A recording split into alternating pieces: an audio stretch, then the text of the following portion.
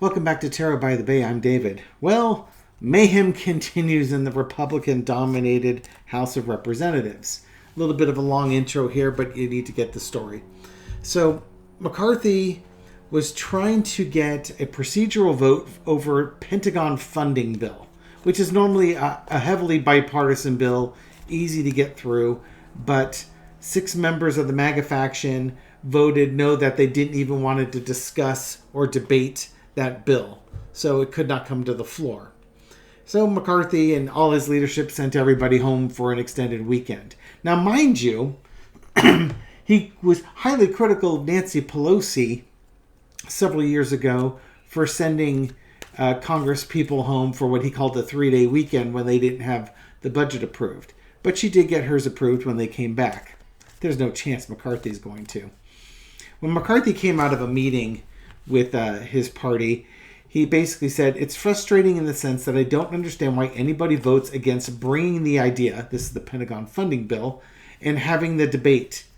He basically said that there's members of his party that just want to burn the whole place down.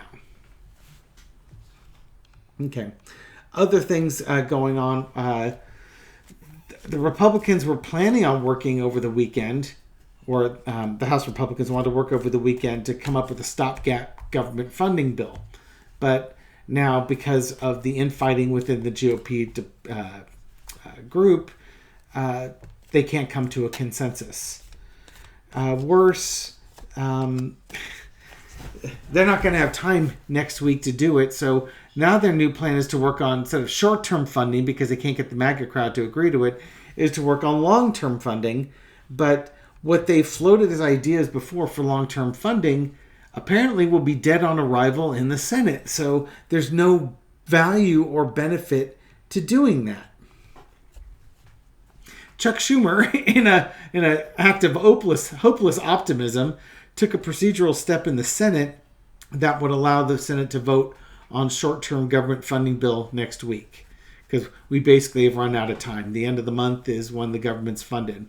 By the way, just for giggles, the 6 Republicans who voted against even debating the Pentagon funding bill were Dan Bishop, Andy Biggs, Matt Rosendale, Eli Crane, and Marjorie Taylor Greene. Tom Cole, who was the House Rules Chairman, originally voted for it, but voted against it because I guess there's some procedure where the bill can be reconsidered if he votes that way. So I don't claim to be an expert, and these things don't make sense to me. So, dysfunction in the House. Let's talk government shutdown again, folks. We've got 9 days, and they're home on the 22nd, 23rd, and 24th. They're not coming back till the 25th. They've basically got 1 work week to sort things out. And the Republicans can't even agree amongst themselves. I don't know how they're going to roll the Democrats into this. What's going on in the Republican House right now? Entertainment purposes only. Well, they're trying to go forward with a plan. But plans are normally well thought out. But this gets subverted all the time. Yeah. So the truth is coming out about the Republican plan. And the Republican plan is they don't have a plan. Some of them have a plan. But, a small group of them can derail any plan that they've got. And they're flexing right now. And now they're going away. They're basically saying bye-bye, Kevin. We can stop anything that you want to start. You don't get your opening day until we say you can have your opening day. So it's showing the obstructionism as the Republicans try to govern. Well, they don't try very hard, but some people are trying to govern, but they're being blocked. In the past Knight of Pentacles, this goes back to that agreement that McCarthy had with the Freedom Caucus back when he was announced as House Speaker, and they had their opinions as to what government spending should look like, and he agreed. Whatever he agreed to, but they want him to deliver on those promises of restricting money and such things as that. And he's not been playing ball with them as far as that goes. Probably because, he told them what they wanted to hear so they'd elect him. And then he figured once he was in there, they would support him, or he could convince them to support him. But he's dealing with people who are obstructionists. That's what they're really good at. What did we got now? Now is the problem. Now is the burden. This is... Sorry, turn off that overhead light again. This is what you get. You know? You wanted that job. You made a deal with those folks. This is the consequence. Now, even the simplest things, like a bipartisan Pentagon funding bill, you can't get through easily or at all.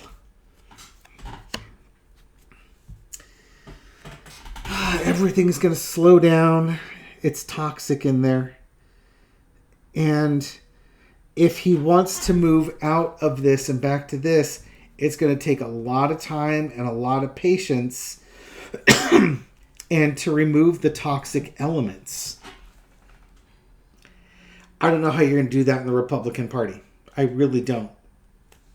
This to me is almost like at some point he's going to realize that he needs to work with the Democrats. He's going to have to go across lines to get some Democrat support and do things in a bipartisan way, which will slow down the House. I think Bill with the Fifth Column had a video out today that was fantastic discussing this issue and the dilemma that McCarthy finds himself in. And his analysis on it was basically that if McCarthy does reach out to the Democrats, everything that has to go through the House will have to be a bipartisan bill, which will effectively neuter the progressives and the Democrat side. It's going to neuter the extremists on the Republican side, and almost nothing will get done because it's going to require bipartisan votes. So Republicans vote yes, the Democrats vote no, the progressives vote no, and the extremists vote no. That type of thing. So you're going to have to pass something that both Republicans and Democrats can agree on, like budgets, for instance. You'd have to pass those where you don't have to worry too much about the small progressive left or the small extremist fascist right. And there you go. You have to come up with new agreements. He can try and purify his party and get them what he wants to do, but really he has to come up with agreements. And that agreement could be with the fascist right in his party or with the Democrats. Who's going to be more reasonable on this one? So he needs to decide who he's going to partner up with. And I keep getting this. He's chained to the devil. Because this is Trump in the MAGA crowd. He is stuck with these guys. It's not like they voluntarily chained to him. He voluntarily chained to them. And they're both chained to Trump. Every reading I've been getting with McCarthy is basically either he doesn't want to or he doesn't have the freaking spine to push the far-right faction away, to distance himself from Trump. He will not work with the Democrats. He just won't do it. And may the country burn. He's complaining that the far-right want the country to burn, but if he's not willing to work with the other major political party, he's as culpable as the extremists are. Plain and simple. I have little sympathy for the man. I might have empathy for him, but I have little sympathy. He did this to himself, and he flat out did this to himself, and he flat out refuses to fix it. He wants it fixed the way he wants it fixed, and it just isn't going to work that way. Stubborn. Oh my God.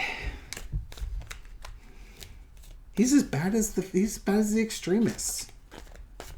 But he's also smarmy too. With the extremists, you kind of know where you stand. With McCarthy, he's that smarmy guy. He's that, again, personal opinion from just what I've seen. I don't actually know the man, and I'm just, again, some random dude who reads tarot cards on the internet, entertainment purposes only, and all that. What would I know about his personality? Okay, so Tell me about the government. Tell me about the budget and the government shutdown. Are we going to have that shutdown? What's the energy around this? Seven of Swords. Yeah, I think we are. I don't think this is like we're going to get away with it. This is basically the MAGA faction just stealing power from the majority. I think this card's come up too when I've read on this before. They're just stealing power. But there's going to be karmic consequences for this. Again, on my other video, I believe I was discussing about the public relations problem the Republican Party is going to have if and when, and it's going to say when, the government shuts down. People are going to look at this and they're not going to say it's the Democrats' fault. This isn't like, the Democrats were the majority party and the Republicans somehow managed to stymie the budget, and then they can say, oh, the Democrats couldn't get it done. The Republicans are the majority, and it's the fighting within the Republican Party that everybody knows about. We have no idea what the Democrats' opinion on the budget and these budget issues are because they're not saying anything. They're just, it's the drunken hillbilly fight in the trailer park. They're just sitting back with their cameras. I don't have my phone with me, with their cameras up, filming to put up on TikTok later. The drunken hillbilly fight. It's going to come back and bite them in the butt at some point. Good Lord. Whiskey Tango, folks. And the budget. They know this is coming. The budgets are planned every year. You know exactly when it has to happen. And generally speaking, the budget, these things get passed. Yeah, there's some bickering and arguing about what gets cut. But the understanding is that the party in power is going to dictate the budget from the House. They send it up to the Senate. The Senate makes changes to it, then kicks it back to the House, and it goes back and forth. And eventually it gets to the president, who mostly should sign it. If he kicks it back, they do it some more. It's a normal process. But now the fight is over money and the foolishness of money. The MAGA Republicans are tying idealistic ideas. Is that a redundancy? They're extremist ideas to what bills that would normally be clean bills. If you've got a debate to fund the Pentagon, you don't tack on wanting to ban wokeism from the military and cease funding Ukraine and whatever other crazy stuff that they want to put in there. This should be about budgets, but it's not. It's about values now. And again, the extremists are trying to put values, they're trying to steal something. They're trying to tack something on there that doesn't belong there, and it's gumming up the works. They're exercising their power. Ace of Pentacles are holding up the budget. They've got their ideas and they want to force their ideas through. Their ideas are not popular. But they think that if they hold the budget hostage long enough, they can get their ideas shoved through there. Meanwhile, the budget comes and goes, and the government shuts down, and it's going to be shut down for a while because this is a public relations disaster, and it's not the Democrats. It can't even be on Fox News or places like that, they'll frame it as the Democrats. Somehow they'll blame Joe Biden for this, But anybody who has half a brain, anybody who has half a functioning brain, anybody who has a mild understanding of the government understands that it's Congress that comes up with the budget. And if you're paying even mild attention, you know that the Republicans are in charge. And if you read any newspapers, you can see just the fights that are going on there. Jiminy Christmas. And it's a mess. The budget, this budget's not going to get through. it is just not going to get through because they won't get off their idealism. They won't compromise. They'll hold the budget hostage. If we tear down the country and tear down the government, well, that's even better because that's kind of what they want to do. And everybody suffers because of that. Underneath is the Queen of Pentacles impacting this. They're worried about themselves instead of being worried about taking care of people in the country. It's an extremely selfish play by the Republicans here. By the Republicans, I mean the extremists on the right.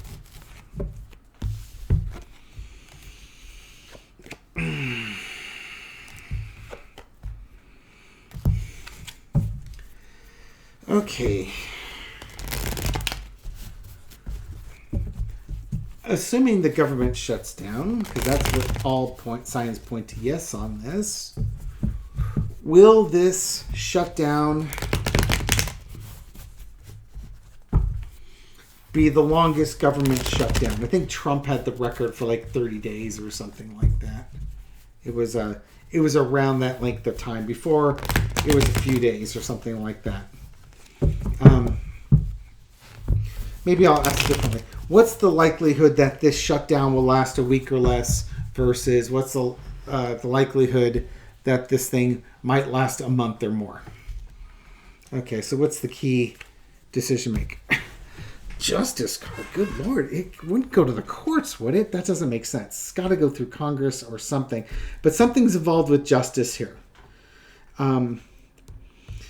Sort of truth and balance. That's what's going to finally come up with this. This is going to be a week or less. What's the likelihood it's going to be a week or less? You know, people out in the cold, Knight of Swords, victory, walking away, a month or more, celebration, the World card, working together, disappointment. Underneath is the Page of Wands. I think this is kind of, the justice to me is kind of almost like a just desserts type thing. You've got the Page of Wands, underneath is the Ten of Swords here. This is going to be framed as an injustice to people and, you know, the death of, I mean, not the death of the House of Representatives or Congress. It's a little extreme, but basically how it's not functioning properly. If they want to end it in a week, they've really got to stress how people are left out in the cold. And it's their job to pass the budget so that people are helped out. They need to do it quickly, but we get the walking away card. I think there will be some people that they're going to play this message about justice. It's justice for these people to not be left out in the cold, and we've got to do our part to protect them. We have to act quickly, but a bunch of people walk away from it. So I don't think it's going to be done in a week's time. In a month or longer's time, celebration. Somebody finally gets what they want. There's some backroom dealings that go on. There's hurt feelings, and it brings the end to a cycle. This could very well be, again, we talk about extending the budget or working with the Democrats. It might take a month for McCarthy to finally go behind the scenes and work with the Democrats for bipartisanship and get this government back on. This disappointment would be with him because he wasn't able to work with the Republicans and the MAGA faction to get things done. But now we have almost like a unified Congress. They won't be able to do much because everything will have to be bipartisan. But, you know, it is a way to really gut the extremists in the Republican Party. And at some point, McCarthy and those people need to gut the extremists. They have to. They cannot rule with them. They've already shown they can't rule with them. The only way that they can rule with them is to let the extremists rule the party, and then the majority just go along with them, you know, slavishly, doing whatever they tell them to. That's no way to rule. Or no way to govern, excuse me. That's not an ironic slip of the tongue, no way to rule, because the Republican Party wants to rule. All right, so if McCarthy makes this deal, will the Democrats support him or not? If the Republican, the extremists, the Freedom Caucus votes to remove him, you better believe the Freedom Caucus, they're going to vote to remove McCarthy. That's going to happen. Unless he does everything that they tell him to. And then gets it through. Will the Democrats support McCarthy? It's going to cost you. It's going to be about the budgets. Page of Pentacles. Backroom deals. Disappointment. King of Cups. That's going to be part of the. That's going to be a big part of the negotiations with the Democrats behind the scenes. You want to get the budget through, you know, you're going to have to work with us. They will offer him probably a small amount of support to do that, but there's also disappointment and betrayal with the King of Cups. I think, and again, Bo talked about this one on his thing too. The Democrats might offer their support to him to maintain his speakership if he agrees to get the budget through. And maybe they'll get some other stuff too. But if they get the budget through, they'll agree to support him. But there's betrayal here. Now, is this betrayal? Is that from the MAGA faction and the Republicans? Who's betrayed here? Judgment.